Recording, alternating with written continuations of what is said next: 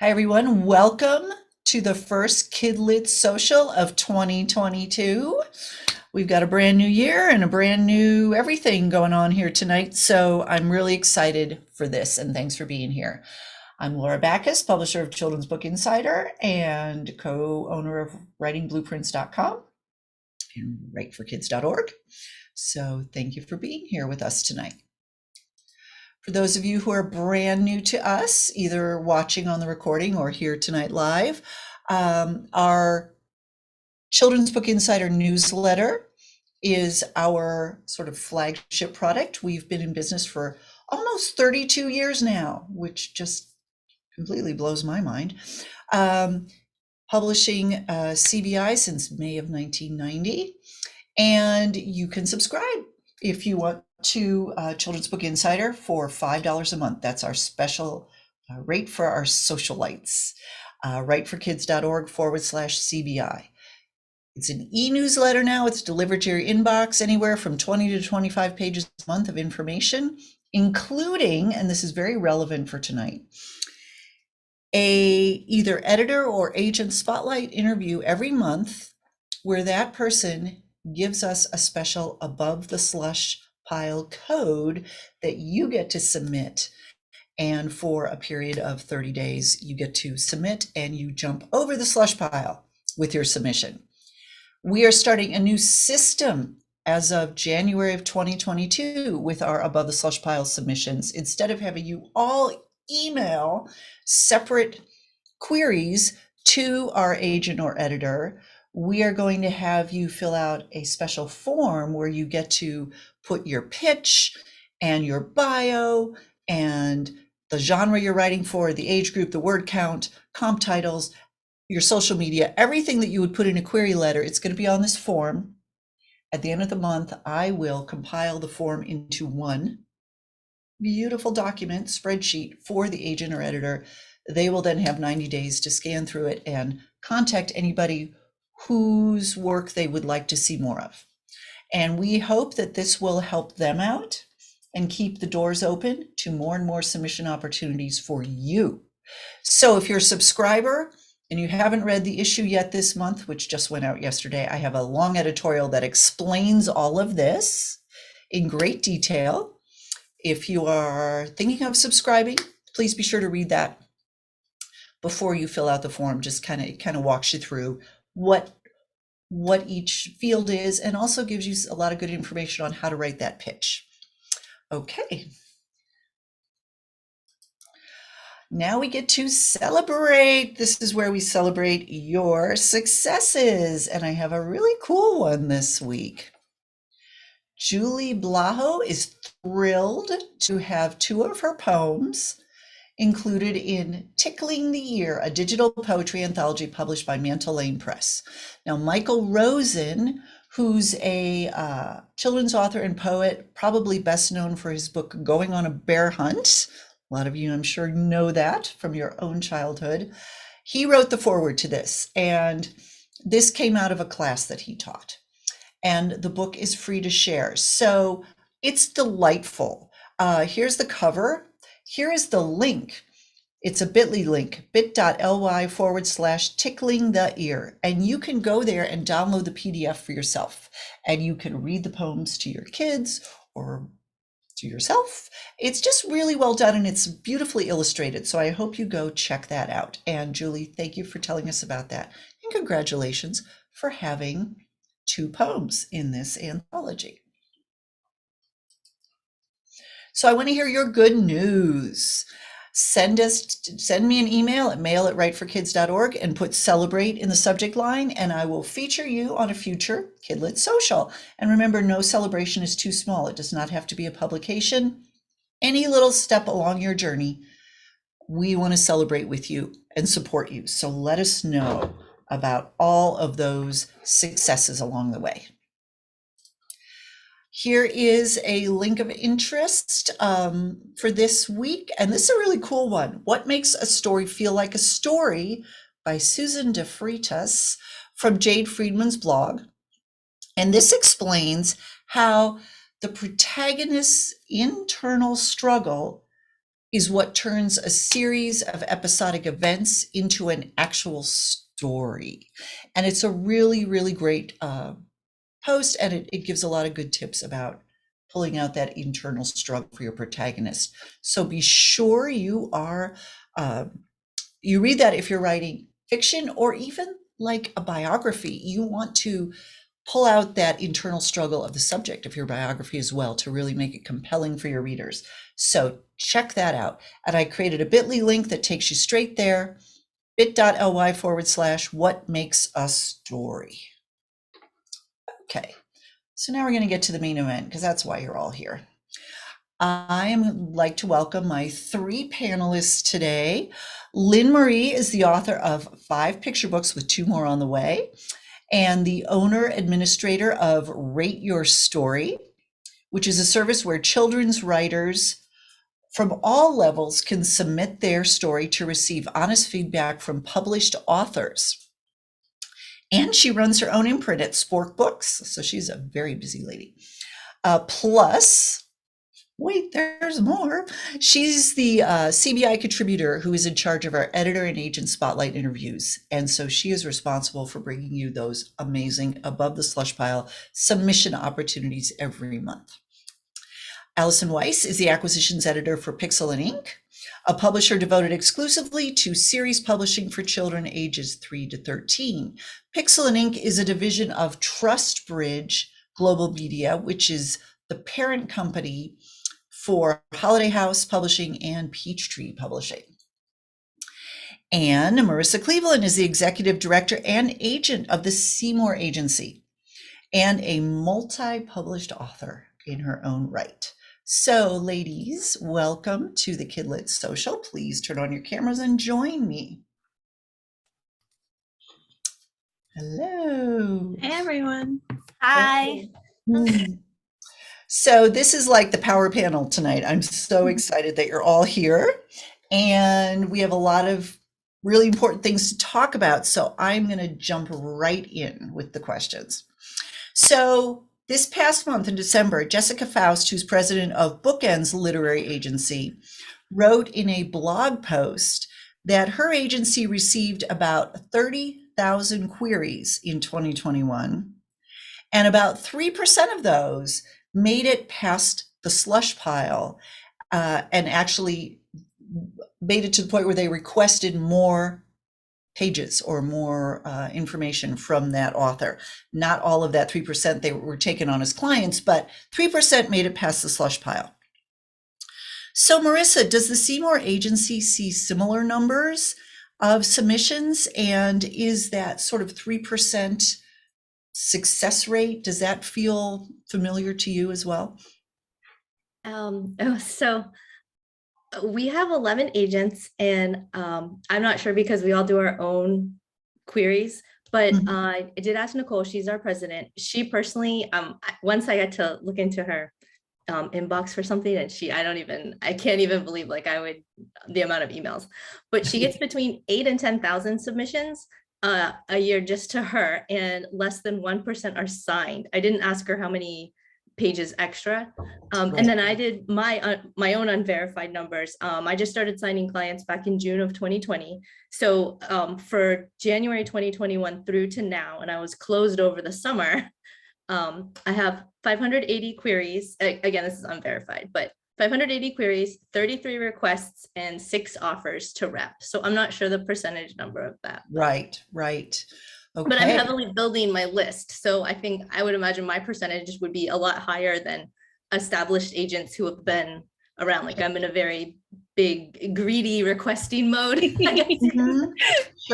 Sure. Okay, well, that's great. Now, Alison, what about Pixel and Ink? Do you have a sense of how many unsolicited submissions you get every year? I dove into the numbers this morning. So I will preface this by saying that P&I is still pretty new. We only started publishing a little bit over a year ago. So I think the world, in general, the world doesn't know us as well as, PRH or Simon & Schuster. And it's just Bethany Buck, our editor-in-chief, and me acquiring right now. So we only have 2 people to accumulate all the submissions from. But in 2021, we saw about 500 agent submissions, about 700 unsolicited, and about 100 through conferences and similar events. So that's about 1,300 total. And of those, we offered on 6. Though we bought books that had been submitted the year before, and did a few series extensions too. So we acquired more than 6 books last year, but of the 2021 lot, 6. Okay. Which is less than 1%. Yes. Okay. Now, everybody just take a deep breath who's listening, because these are very depressing numbers. We're going to talk about why those numbers are so low, why such a small percentage make it past that first step. And there's a lot of things that you all listening can do about that to make sure that you are one of those manuscripts that gets past that first round of reads. But before then, Lynne Marie, I wanted to ask you, as the point person for our editor and agent spotlight interviews, you often hear back from the featured agents and editors about the submissions that they're getting from our Above the Slush codes. And we've had a lot of really great success stories from these codes, which has been awesome. But you've also heard why many submissions are missing the mark. And what are some of the comments that you've gotten from some of the agents and editors? Well, unfortunately, I hear that a lot of the manuscripts were not ready to be submitted. Mm-hmm. There's a lot of different other comments, like they're not kid friendly. It seems that the author's not reading what's out there because, you know, there's a classic that's still selling. That's like the same idea. So there's a lot of reasons. And case in point, I want to point out Beaming Books they're so willing to work with new talent. And they were open, and they're closed now. And they have really fostered so many names that now went on to do several books, but they got inundated with, you know, too many manuscripts. They couldn't even function. So now they're agented only. So I would say that the best thing to do is to be in a critique group, get professional critiques, go to conferences, use services like Rate Your Story, make sure it's ready, because it's not an opportunity. It's not a true opportunity if you send in something that's not ready, because it's not going to lead to anything. Where if you wait until that same manuscript is ready, like maybe you could send it in to Alison and Marisa and they would take it when it's ready. Right. So it's almost like wasting an opportunity. And this is a craft. So you really have to learn it. You really have to read everything that's out there. Make sure that your book is better than what's out there, or at least as good. Like, look at Alison's catalog and what she's acquired. Look at what Marisa has acquired and who she sold to. Try and look and see the books and measure yourself to those. So that's that's my problem and my best advice. Sure. Well, and one of the ways to know if your book is as good as what's out there is to use a critique service like Rate Your Story. And the people who submit to that, they already know, they sense they're not ready to submit, which is why they are sending their manuscripts to Rate Your Story to get critiqued. But a critique service is only as good as the advice they give, and then the author has to actually execute those revisions. Do you have any sense of how many people actually do that? I mean, do you ever see the manuscripts again and see that they have actually, you know, done some of those revisions, or do you have any idea? We do. I would probably say the percentage is low, that because they either don't take the advice because they feel that they disagree with it, or that they just don't know how to navigate the advice. And you had mentioned that people don't know that they're ready, so they submit to Rate Your Story. We find that a lot of them submit to get the one, they're rating shopping. Oh, yeah, yeah. Yeah. And So yes. it's a little bit of a problem. And I'm sure that Alison and Marisa see these manuscripts that aren't Yeah. there. Well, and this is a question I didn't tell you guys I was going to ask you, but I'm sure you can answer it. I think there is sometimes a misconception. I'm confident you can. There's a misconception among beginning writers that if I get an agent, it's a guarantee of getting published, first of all, and somehow the agent can help fix any mistakes in my manuscript. And then and then the editor, they don't really need to see something that's super polished because their job is to edit it. And if they just see sort of a good idea, then they'll nurture, and maybe that was the way editors worked 50, 60 years ago when there weren't so many books being published. But let's start with you, Marisa. What is sort of the job? What can an agent actually do when a manuscript comes in to help get it ready for submission? How submission ready does it need to be before it comes across your desk? Oh. I know it's a big question. So, I mean, advice is such a tricky thing, and this is going to be different for everybody. I'm sure like Sure. different agents are going to have different, that's my disclaimer. Personally, for me, if something comes across my desk and it's not ready, it won't move further than that. So as an agent, if something comes across my desk, I love the idea, love the concept, love working with the person, it looks completely polished, I will still be able to find things, and I'll be like, Sure. Once we extend an offer, go back and forth, talk about it. Then when I start looking and I'm like, okay, I'm gonna use Alison. Zoomed with Alison, have notes here from her, exactly what she's looking for. Let's personalize this package. Let's look at it. If we want to get pixel ink, this is what we do. And so that's my side of the, like, not revise and resubmit, but like that's my side of the polishing it to personalize it for who we're targeting based on what their goals are. As far as getting it ready to submit to an agent or an editor, it needs to already pretty much be ready. Okay. And then Alison, what does a manuscript need to have to rise above the slush pile for you? We obviously, you don't expect it to be perfect because you are going to help make it better, but what needs to be in place initially? I don't need a book to be perfect, because if it's perfect, then I don't have a job. But I do need it to be in pretty good shape because the publishing industry, the timeline has expanded for how long.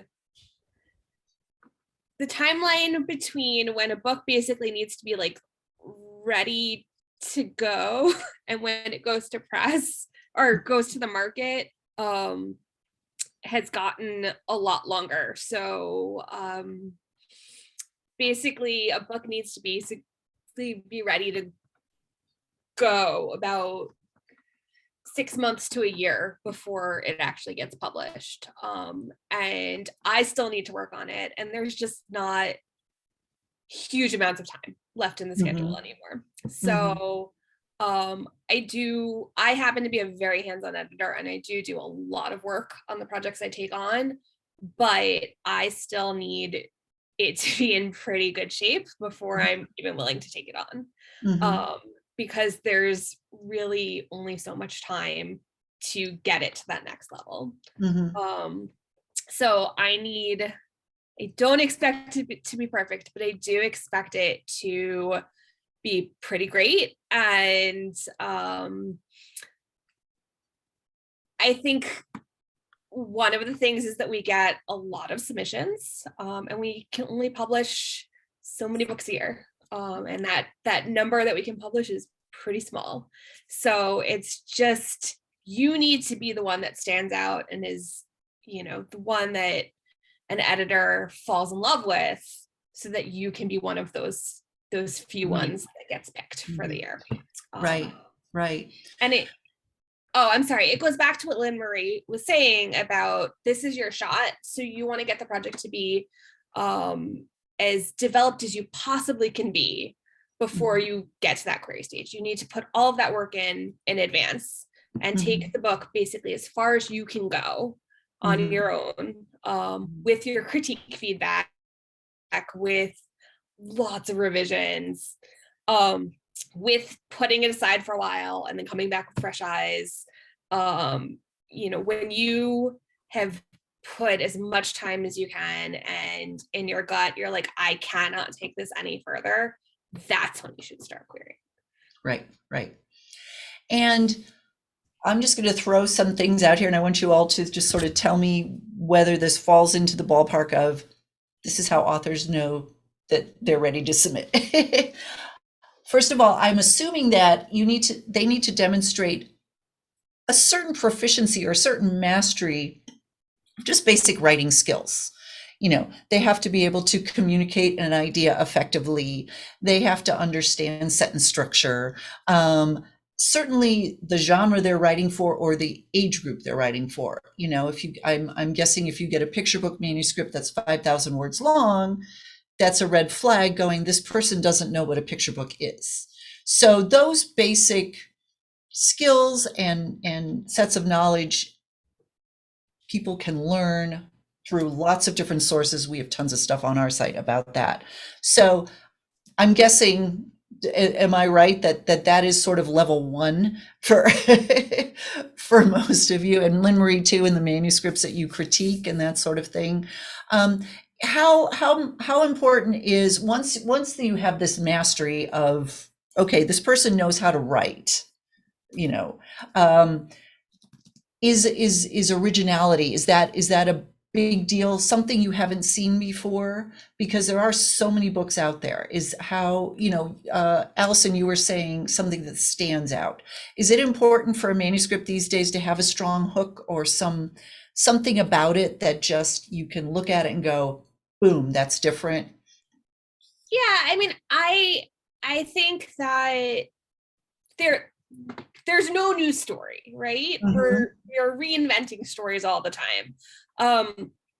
And I personally, I'm a big fan of retellings. So I even have a retelling coming out. So I don't mind playing on tropes. I don't mind revisiting stories that are familiar and really popular, because there's a reason they're familiar and really popular. But even if you're going to do those things, you need to bring your perspective to the project, and you need to make it fresh, and you need to be exploring it in a way that only you can do it. And so I think for me, those are the elements that can really make a story pop. I want something that sweeps me away. I want to forget I'm reading a book and kind of get lost.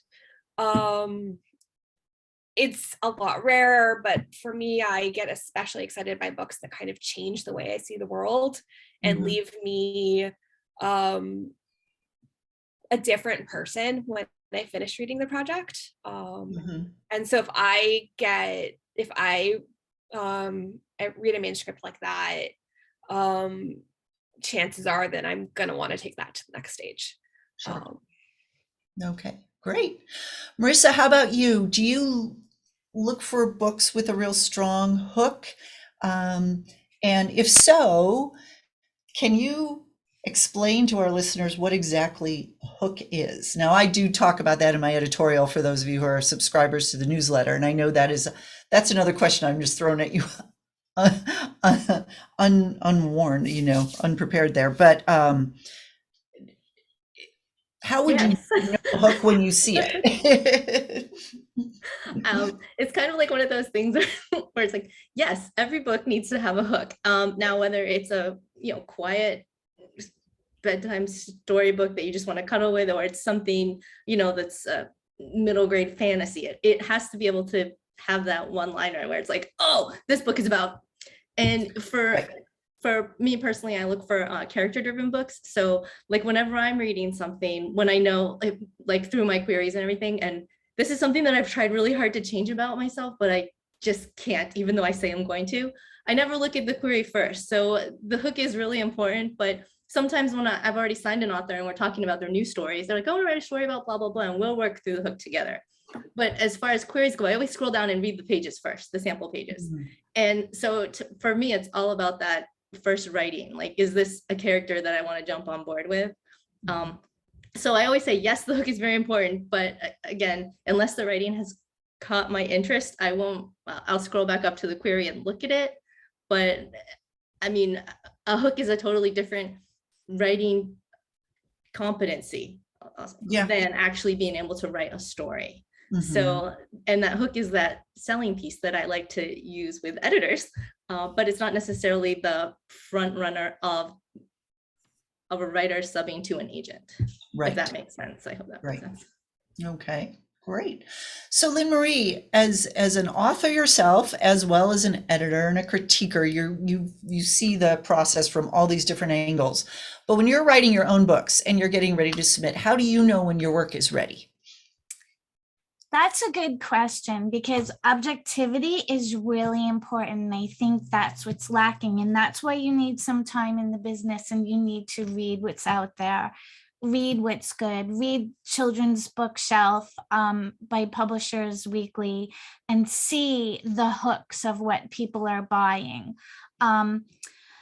I know when well, like Alison said, like it could be something that's been done before, but it's in a fresh way, and it flows from beginning to end with language that when you read it out loud is pleasant to listen to and keeps the reader captivated.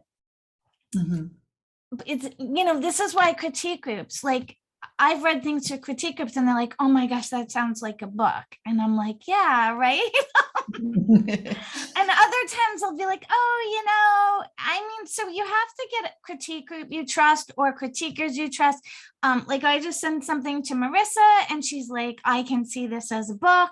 So having an agent is good too. That's always helpful. I know that's not easily accomplished, but again, you get there by doing the work and having polished work that they think they could sell, and work that has hooks. I was once told to envision where Barnes and Noble was going to put the book. Like, what were the hooks for Barnes and Noble? How can they sell it? Like, is it a holiday book? Does it have a unique, timely topic like bees or something? So there's a number of ways. You really have to study the craft, do the work, read Children's Book Insider, attend things like this where you really get a sense, of what people are looking for, and then it just really has to shine. My sense, and I critiqued manuscripts for about 12 years there, and I did some editing for small presses, and my sense was a lot of the manuscripts that weren't ready to submit, it's because the author rushed the process. They didn't sit with the idea long enough to really see the nuances or the interesting angles and unique aspects of it that could spin into a truly original story. And then they rushed the writing of it and didn't really take the time to develop the skills to create a great character arc or a backstory or a plot arc or that internal struggle or whatever they needed for the character. Do you think that is at the core often the problem with a lot of submissions? They're not ready, but it's just because the author gets impatient and they don't realize that the journey actually takes longer than they expected, and they need to take that time. Alison? Alison. No, anybody wants to chime in there. I'm going to just quickly say yes. I'm going to say two things. We see a lot of things, and I'm talking between my job as an editor, critiquer, what you name it. We see stories that the person hasn't learned the craft, like of how to be a good writer.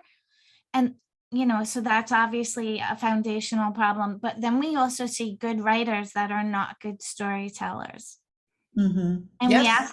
we ask them if they read, and they're like, yeah, we read a book. I'm like, do you take it apart? Do you see, where the problem comes out? Do you consider what's the character's flaw?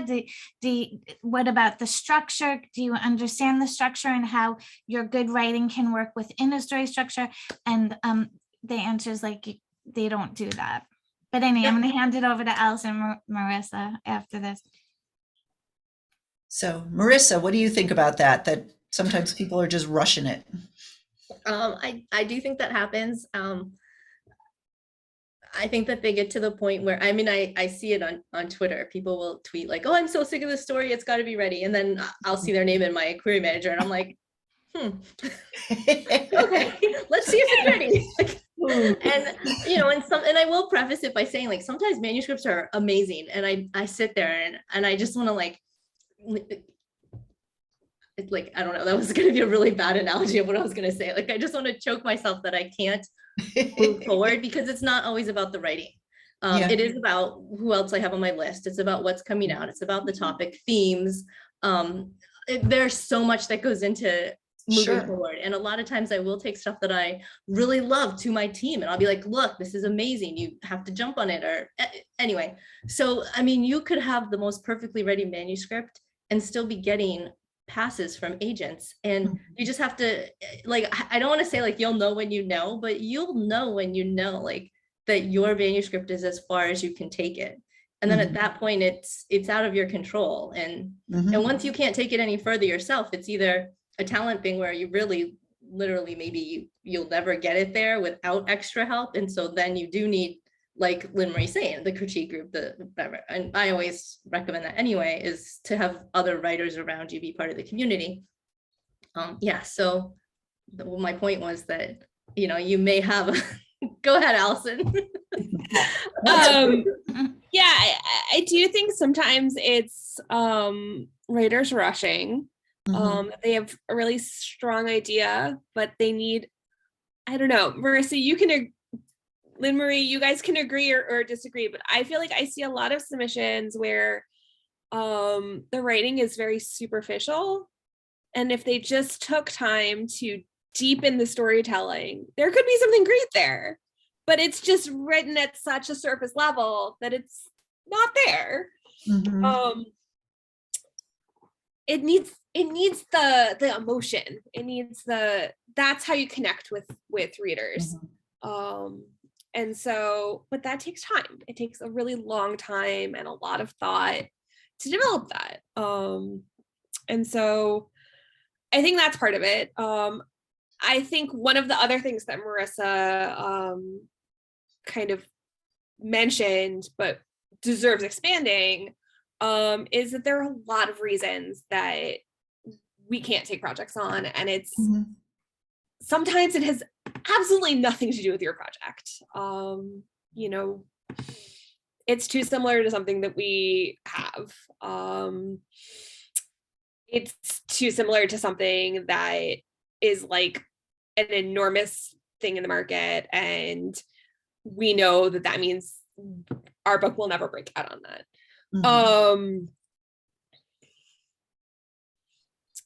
We can't get other people on board, especially for editors.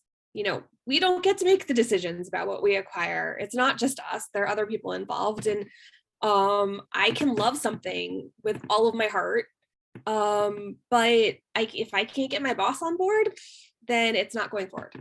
And that happens a lot, unfortunately. We think the story is incredible, but we just don't know how to sell it to a consumer. You have to remember that writing is kind of this weird balanced hybrid of art and business. And we get really attached to the creative piece of it. But the fact is that it's still a product that needs to be sold. And if we can't sell it, if we can't figure out how to do that effectively, it's not good for anybody. So your project may be great for, it may not be right for me, but Marisa might love it. And you know, she knows other people who might be a better fit. And that's why we always encourage you, you know, query widely, because you have to cast a wide net to find the right match for you. Right. No, that's very well said. I appreciate that. And those are certain things that there's no way the author's going to know when they query some of these issues, and they don't necessarily know from the rejection either. And I think that's what's so difficult for authors. I think if they knew my idea was good, but they have another book already in the works that's too similar, or this or that or that, it would help. And is obviously it's very hard for editors and agents to send personal rejections. I mean, I understand that. But is there anything authors can do to know this was not the quality of the writing, it was some of these other factors? Is there any way they can know that? Can I answer quick and then let them? Sure. So usually when it's to that level, you do get a personal note. I had a book, it just sold actually, but years ago I submitted to Bloomsbury and they're like, we love this, but we have a book about a dog in Versailles. And I'm like, sure you do. You know, like, I'm like, they're just being nice, right? Well, I tracked it because it just, you know, and they came out with Moi and Marie Antoinette. So I feel like when you are that close, they do give you the courtesy of the response. And like, you know, Alison and Marisa can jump in and agree or disagree, but I also want to say I loved what Alison said about it's an art and a business. And I think if everybody listening and more people out there look at it as those two parts, they're not going to want to submit when it's too early. So I love that she said that. Thank you. Absolutely. Absolutely. Before I jump in with another question, Marisa, do you have anything to add to that?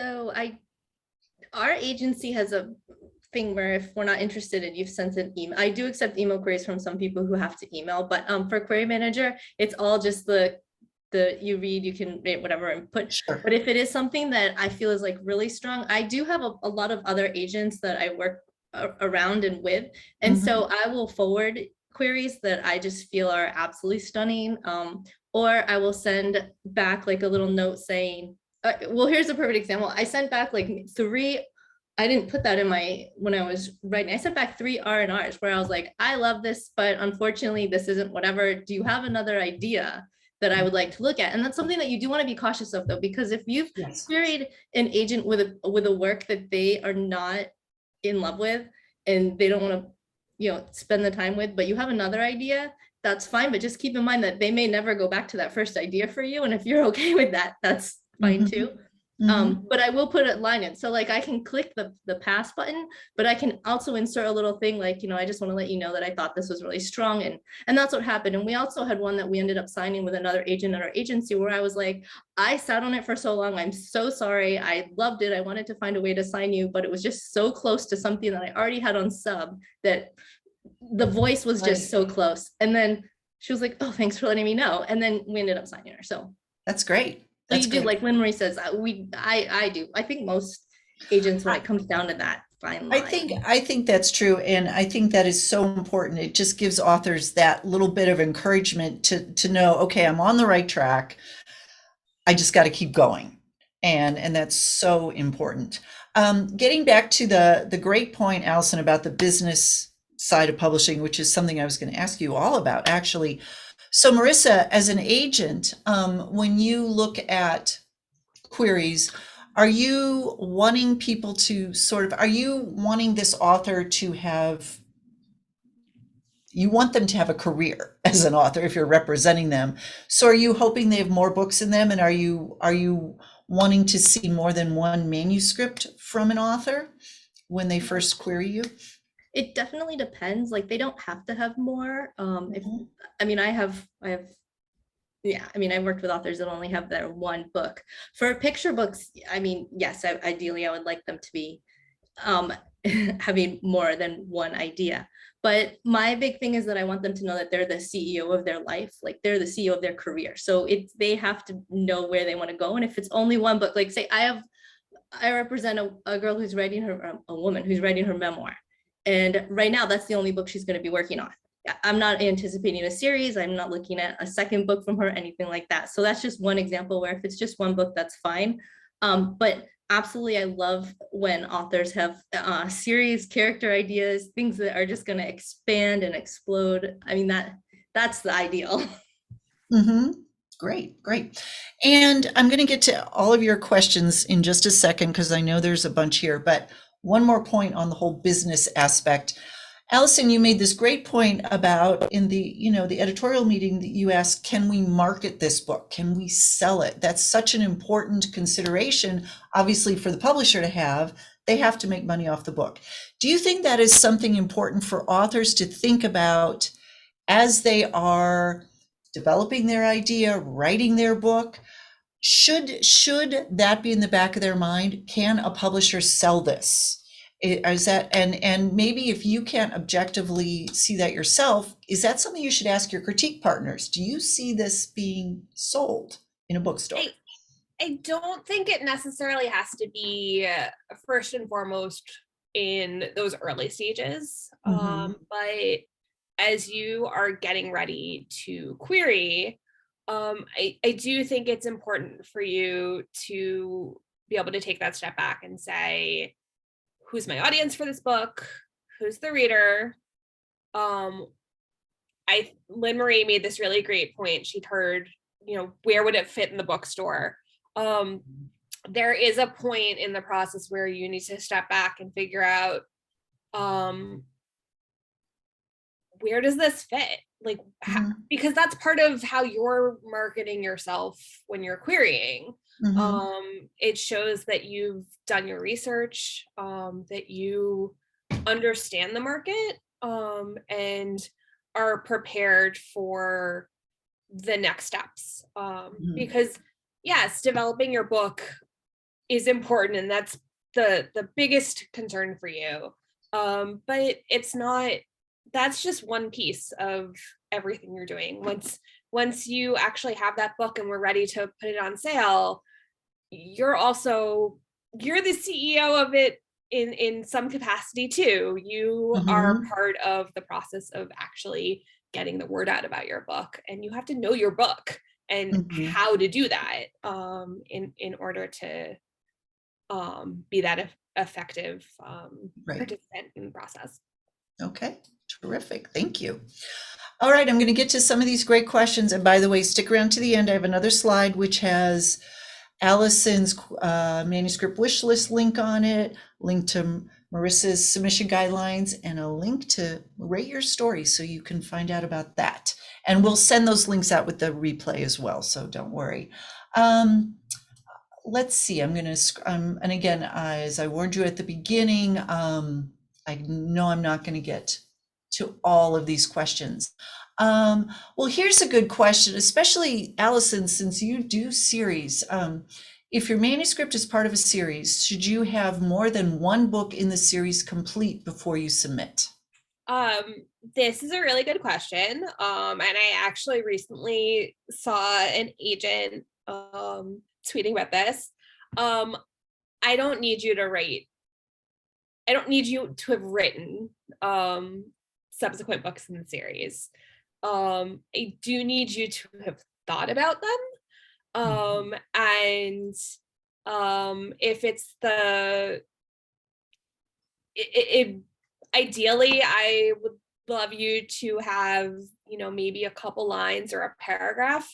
If it's the kind of series like a Magic Treehouse where there are going to be a ton of different books, like I want to know that you have enough ideas to sustain it. If it's a series where it's going to be a trilogy, it's going to be an arc, I want to know that you have thought out this arc and you have enough content to sustain that arc. And so that we don't have a great powerhouse book and then you just don't have anything for book 3.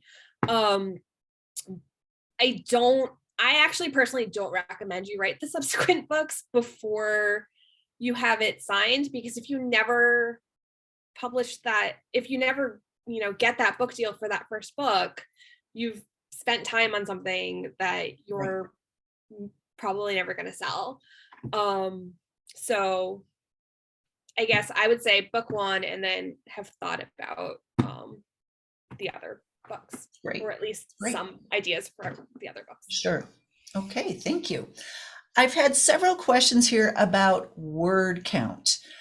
How important is it? And I know especially picture book writers are very conscious of this. I've got other questions here about, you read word counts from like YA novels, anything from 40,000 to 70,000 words. That's quite a spread. How important is word count? Do you just need as many words as you need to tell your story? Or, and again, this comes to also, how can you market it? Can you market a YA novel that's only 20,000 words, for example? Is that even a possibility? So let's start with you, Marisa, and then I'll go around here on this one. Okay. Word count. I could market a YA that is 20,000 words if it was, say, a novel in verse or a different type of format. I know that the different lengths kind of really go with the different genres. So if you're sending me a YA sci-fi, here's a perfect example, and you tell me it's 55,000 words, but I don't see that because I just scroll down to the sample pages and I'm in love with it. And I go up and then I look at it and I'm like, 55 as a YA sci-fi, as a potential first book with world building, I think that's going to fall a little short. So I will wonder how you can get that all in there. Now, if it's just a contemporary romance, I could absolutely see it fitting within that word count. So I think it definitely depends on your subgenres there. Okay, great. Lynne Marie, you deal in picture books. How closely do you keep track of word count for your own books and also the books you critique? I would say for both of them, does it feel long? In Read Your Story, we do a mentor text talk every Sunday, and there'll be books that everyone's like, oh my gosh, that felt so long. How many words was that? And then we'll look it up. And you know, that wouldn't want that to be your work out there, someone being like, that felt long. So you have to start to get a sense, does the story flow? Does it, you know, ramble on? Does it go off the path? Things like that are very important. And now, oddly, on the writer side, the one I just sold was like almost 700 words. It's a retelling of a folktale, so you could kind of get away with it a little more. But they actually had me, and Marisa knows this, they had me revise it and add stuff to it. So it was like almost 700 words, and I had illustrated letters too. But wow. I guess because, well, this is something I wrote in 1998, the one that got rejected by Bloomsbury because of the dog in Versailles story. But anyway, for whatever reason, they didn't feel, and I didn't, because I submitted it like that too. Like I got it down as far as I could get it, actually taking stuff out to get it under 700. And then they were like, well, what about that? You know, and they kind of had me put it back in. But so, you know, you had mentioned about as many words as you need to tell the story without it dragging. Right. And things are happening that keep you turning those pages and keep you interested in what's going in. And I think Alison had said about the arc over the story has to be developed. That helps because like you're building, so you're with them. But right. That's my answer. And I think with picture books, you know, you've got that pretty set page count. So you have to have a certain number of page turns that you're working within. So there's more constraints than with longer works, obviously. Alison, does word count, is that something that you worry about too much or? I mean, I usually tell people your book needs to be the number of words it needs to be and not one more. Sure. With picture books, I tend to push for shorter texts because this is something you don't really think about as a writer until you're looking at the art. Picture books are a marriage between art and text, and if there are too many words, there's no room for art. So I think I've worked places where picture book editors don't want anything more than 200 words. I think that's a little short.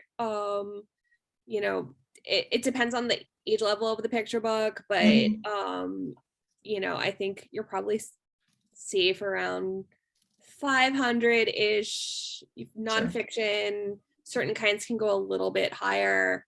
But I always am pushing for shorter texts because it means a better marriage between both elements.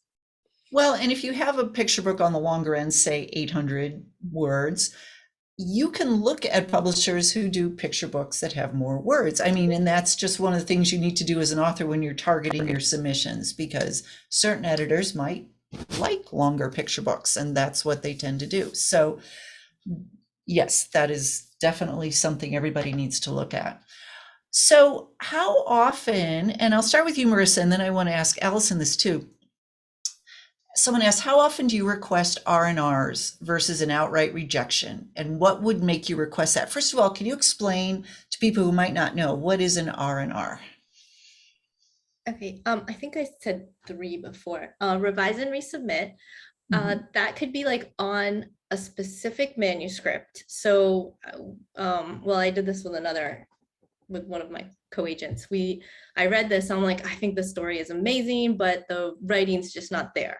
But it was like there in some places, but you can kind of tell, like, so this was like for an actual full-length manuscript, not a picture book, but it was there, and then it would kind of sag, and then it would jump back in again, kind of like almost as if it was written in chunks, which, you know, most people write in chunks. They don't sit down and write the whole book at once, and revised, and there were places. And so we asked for the R&R, the revise and resubmit, to see how they could do it. We didn't give any notes for that because it was just a, hey, we liked it, but can you sharpen it up a bit? Then there's the R&R where we're like, hey, we love this concept. We're thinking of this. If you agree, go ahead and do like the first chapter for me. Let me take a look at it. And then I also consider R&Rs where I write them and I'm like, hi, so I love your writing, I love your voice. Unfortunately, this story doesn't work for me. For whatever reason, it's not a theme that I'm willing to dive into. Your character is not whatever. Do you have, you know, I'd be glad to look at other manuscripts. I know that's not really like an R&R, but I consider it one because it's an author that's still on my radar that I do want to work with if they have something that I can be like, yeah. So. Great. Alison, do you ever request R&Rs? So I will say that I think Pixel does a little bit more work with authors pre-acquisition than a lot of other publishers. And that's partially due to the nature of us doing series, and also because our mandate is to do transmedia properties. So we're not just developing for books, but we're also looking at, can this make the jump to TV or film? Are there kind of cool digital platforms that we could do something with this? So that requires kind of other techniques that we might need to do a little bit upfront. I will say that early in my career, I would do a lot of R&Rs. I am less, I think as I've moved along, I do them less frequently because I tend to not have luck with them. But I have acquired things that I asked for some more work on, and the author has come back with more work. I think I tend, if I like something, but I think that there are real issues, I tend to see if the author will get on the phone with me to talk through some of it a little bit first. And then I might ask for maybe not a full revision, but a revision of, you know, a section. I might ask for kind of further thoughts about things. Yeah, it kind of depends. Okay. But it's got to be something that you feel is either close or you see the potential there. And I have to, it has to be really strong, but just need that little extra push, I think now. Yeah. And that's just the nature of the fact that we only have 2 editors. And yeah, that makes a difference for sure. Yeah. Do you think it's possible to over edit a manuscript? Lynne Marie, I Yes. want to ask you this one first, and then we'll go around. Yeah, but yeah, yes is the short answer, but Yes, yes is a good answer. I think Alison spoke to emotion and heart before. That has to be able to beat. So if it's over edited, like the heart's not beating. And I know it's hard for people to understand in these kind of vague terms, but once you really get your sea legs in this business, you start to see it and feel it.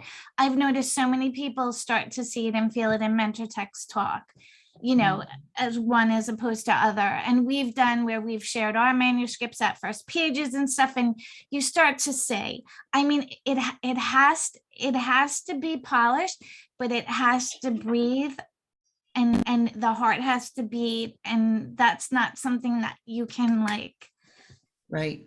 you know. And I think that's why critique partners are so important, because as the author, if you've worked on something so long, you might not know that you have stopped to the beating heart, you know.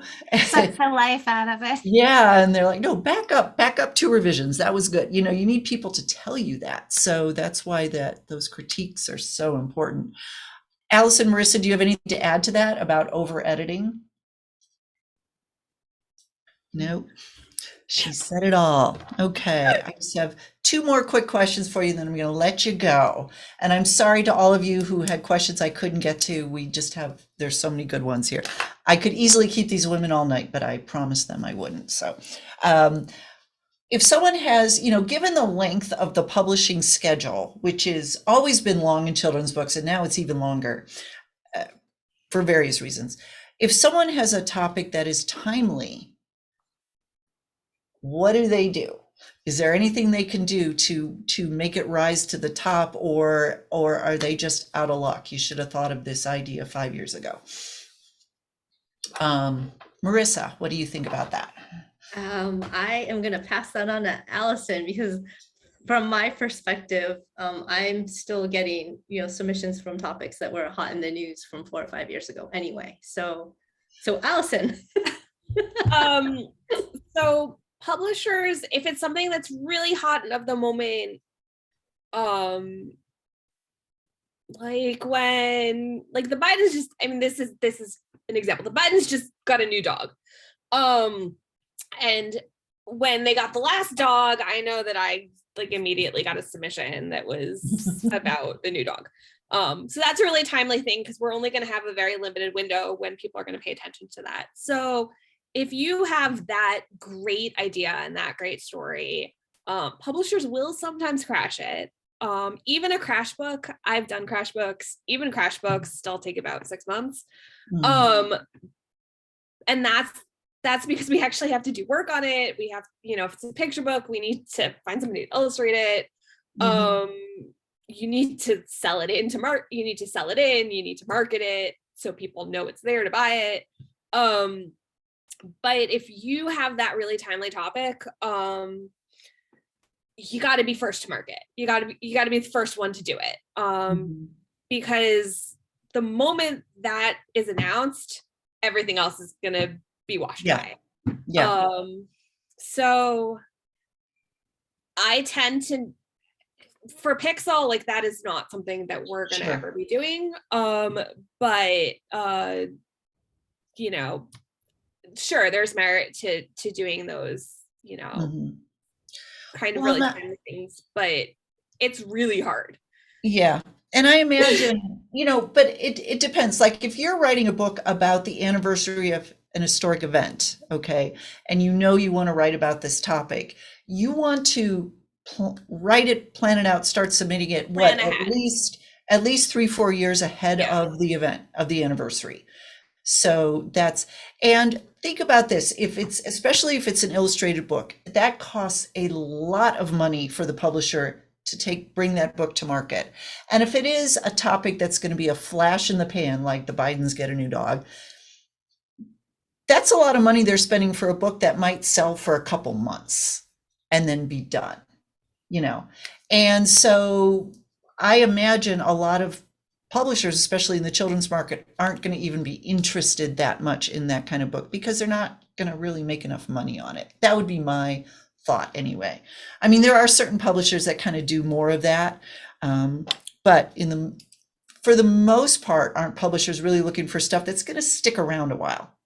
I mean, I think in the ideal world, a publisher is looking for a book that's going to backlist. You want a book that's just going to, even if it doesn't sell huge initially, you want a book that's just going to steadily sell and sell and sell. And so for me, when I'm looking at projects, I want projects that kind of have that timeless quality, that have that potential to keep going for, you know, in the dream world, you know, decades and decades. That's where I kind of focus my attention. Okay. Last question for you all, and then I'm going to put up the slide with all your contact info on it. Social media. How important is that when you are looking at submissions? Do you care if the author has a website or social media presence? Marisa, how about you? It depends. I have signed and sold authors who had no social media until we sold them, and then we sat down and started discussing it. And I have sold authors who have huge social media presence. Obviously, it also depends, like if you're writing a memoir, we're working with this woman now who we're building her social media as she's working on the memoir. Before we even send it out, we've already, you know, met with some of the editors, but they have not seen the submission yet. We're just, because a memoir, there's certain topics that you're always going to need a platform for. Picture books, I don't know, Alison, you can agree or disagree, but I don't look at their social media if I'm looking at the picture book. I look more at like what they're willing to do. If they've queried and they say like, and I've gotten to that point where I love the book and they're like, yeah, I'd love to do library visits, and like they tell me they want to be engaged with that book, then I'm like, oh, absolutely. But if they're like, oh, I wrote this, but I'm an introvert and, you know, I never want to do anything with it, which I've never received that. So I don't know. That was just, that might make me hesitate a little bit, but. Okay. I mean, great. I will admit that I stalk people's social media. If I want to take something to acquisition, then I need to know the lay of the land. Part of that is that sometimes you discover things about people that, you know, could influence your decision. Yes. That is rarely happened, but it does happen. But that's not the deciding factor. I mean, if I see somebody who has a really great platform, that's kind of just another selling point, another element I can bring when I'm making my pitch at an acquisitions meeting. But you know, if you have a really modest, you know, you can have a huge following and they don't really engage at all. Well, that's not going to sell any books. But if you have a much smaller following, but they all, you know, they all are really engaged with you and they're all going to go buy your book, that has a lot more impact. So it's a nice thing to have. I would say if the advice I give people about social media is find the single platform that you feel comfortable on and that you feel good about, and spend your time there. You don't need to be all over the place. Sure. If Instagram is your thing, put your focus into Instagram. If you feel good on Twitter, put your focus onto Twitter. Don't start a blog and then post once and then not post again for 2 years. Right. Yeah, that's great advice. Lynne Marie, as an author yourself, how important is social media to you once your books are published? How much time do you actually spend on social media, do you think? I spend a lot. I think that especially with this pandemic, it's a way to connect with potential readers, potential recommenders, potential buyers, potential gifters. So it's clearly even more important now than it was. As an editor for a small press, it's very important to us because, like Alison had said, it's a business and we need to sell books. We don't have as big a reach being a small press. So we need people to do the work. And as Marisa said, we are the CEO of our own company in a way, and our own success. So it's very important to have that in place as a foundation, and then, you know, to get hype about our book when it's coming out, and engage people in our book and make them want to buy our book. And then this isn't exactly social media, but Marisa, I work with her. We always send out a marketing plan with our submissions, like what we're willing to do, because I do think, you know, like Alison looks at the social media, and it has all my social media links and what I'm willing to do to promote this book, to make sure that I think we lost Alison. Oh, there she is. To make us to make sure it's going to sell. So I think a lot of publishers, you know, want you to work alone as well as with them to make the book sell. Okay, great. Thank you so much. I'm going to share the screen real quick here, the end. And Lynne Marie, I want to give you an opportunity to tell us a little bit about Rate Your Story, how that works, what the membership is. I had some questions on what it costs to get a critique. And by the way, I want to remind you all, we'll have these links when we send out the replay. And I'm also going to put the link to our manuscript submission blueprint, because a lot of your questions I didn't get to are answered in that blueprint. So you can check that out. But Lynne Marie, tell us a little bit about Rate Your Story real quick. Okay, well, Rate Your Story is really a rating and feedback service. We do offer critiques through Rate Your Story. I'll be honest, they're more expensive than what I charge personally, because it's through Rate Your Story. But so it's basically rating and feedback. So you get a couple paragraphs of feedback. Some judges are, you know, give more than others. You get a wide array of opinions if you submit the manuscript more than once. But this starting this year, we have webinars. We already had our first one backed with our orientation, where we discuss titles, and a title is a promise.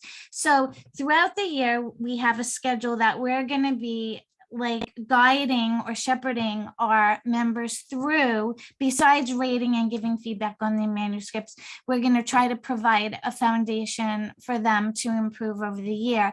We have the Sunday mentor text talks. We are going to try a write-in. We're going to this year also have mentored critique groups. So the mentored critique groups are going to be a small additional charge, but the rest of the stuff is included. We have a help desk every other Wednesday with an optional paid book study group that we're going to study Anne Whitford Paul's book. So not only now is it a rating and feedback service, but it has a lot of helps for writers to really ground them, have them learn their craft, have them learn the business. And I'm like pretty accessible, as they know already. We have a Facebook group that's active where I post helpful links like this webinar, and, you know, try to get people to go there. I also posted, of course, Children's Book Insider, Children's Bookshelf, things like that. I'm like there giving the people what they need. Hopefully they will take it and use it to pave a stronger path towards success. Were there any specific questions apart from that? No. And then what is a membership cost to Rate Your Story? Now our basic membership for the year is $240. We also have options where you can get mentoring sessions either every 6 months or throughout the year that some people have elected to have. It depends on how much you can afford and how much you want to invest in your career, because this is a career. Right. Okay. So they can go to rateyourstory.org and get all of that information. Awesome. Okay. Well, ladies, thank you so much. Thank you for sticking around a little extra tonight and for giving us so much great information. I really appreciate it. And I know that everyone here tonight is taking it to heart, and they are really excited to put all this great advice to work in their own books. So thank you all, and have a great year. And Thank you. Good luck, And- everybody. yeah, and thank you all of our viewers for being here, and we will see you in a couple weeks. So good night, everybody. Bye. Thanks, Marisa and Alison. Thanks, Laura. Thank you so much. Thanks for having me. Mhm.